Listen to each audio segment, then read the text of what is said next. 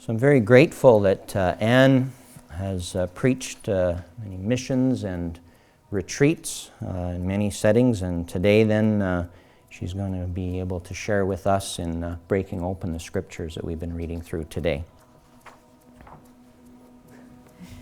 The whole heart, I think, of today's readings, the Gospel, the first reading, the second reading, and the Psalm, really has to do with bread.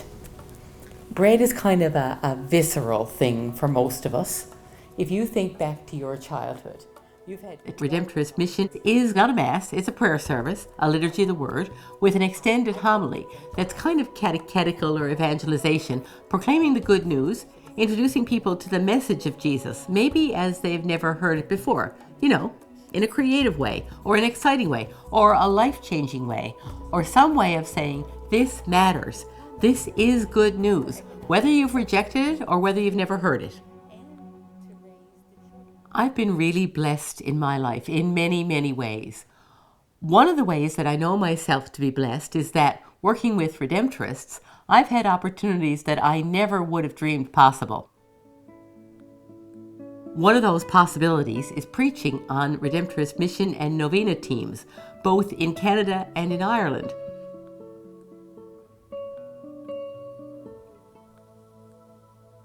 How did that start?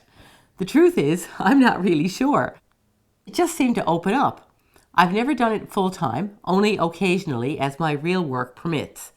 And I've learned so much and met so many very, very wonderful people because this door has been opened to me. I really got connected with Redemptorists in 1991 when I went to Toronto to begin studies for a master's degree in religious education. At the end of those 3 years came the time when I would have to go back to Newfoundland.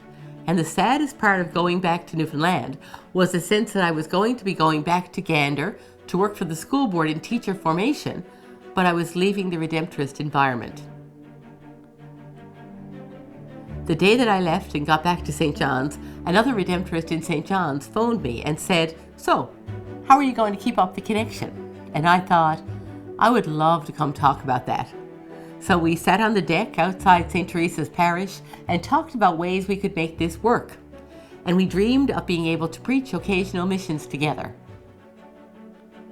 I thought, well, I have a job in Gander. Maybe the place to start is Gander. So I invited him and another Redemptorist lay partner and myself, and we got together and planned a mission in Gander.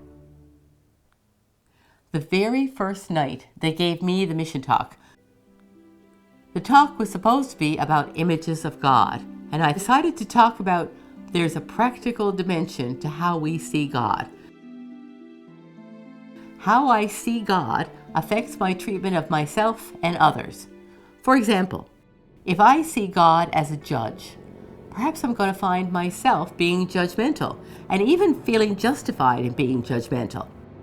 If I see God as a sort of God who counts up all your bad deeds and discounts your good, I might find myself counting up the good deeds of others and using these as the criteria by which I judge whether they're in or out. But if you think God is generous and abundant in love, then you might act with generosity and love.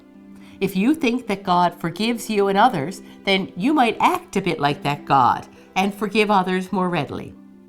After the homily that night, I went home. Nobody said anything about it. Nothing. On the second night, a woman came up to me in tears. She said, "I went home that night, and I thought about 19 years ago. I had a baby, and the baby lived for 13 hours, and the baby died. My first child. I was devastated. And one of my neighbors came to my room in the hospital and said, 'What did you do that was so bad that God took your baby?' And this woman said, 'I kicked her out of the room and I never forgave her.' But after I heard that homily, I went home and began to think about that and about my heart having been hardened. And maybe this was an invitation to think differently. She decided to phone the other woman 19 years later. She found her in the phone book and phoned her back and said, 'You might not even remember me, but I have to tell you that I forgive you.' What a privilege I've been given to be a partner with God in moving people to new and life-changing realizations like this.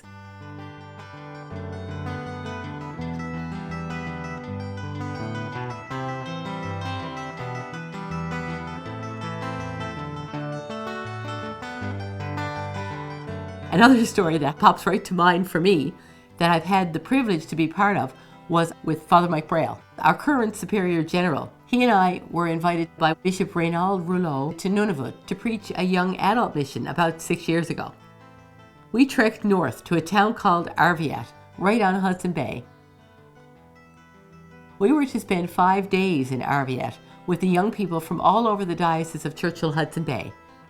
We ended up getting stuck in the fog for 6 more days, and so we had quite a long time there. As our theme, we were using the words of Matthew's Gospel, "We have come to worship him."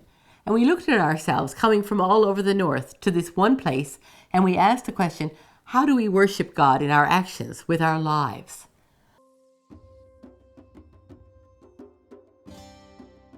On the 4th night, we talked about the Sacrament of Reconciliation.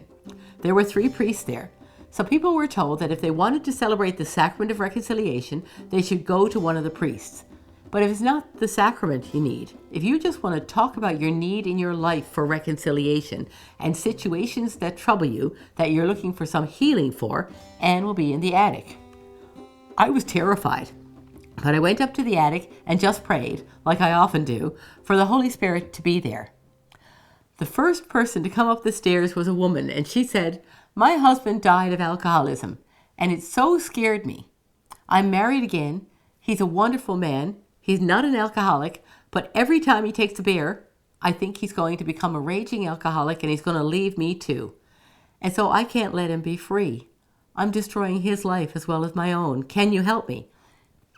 I asked, "Can you go find him?" And she said, "Okay, he's downstairs." And she went down, and the 2 of them came up, and we began to talk. And he heard for the first time her love for him and her fear that he would die the same way the first husband did. Together, they made a promise to each other that they would never be dishonest or not tell the truth anymore to one another.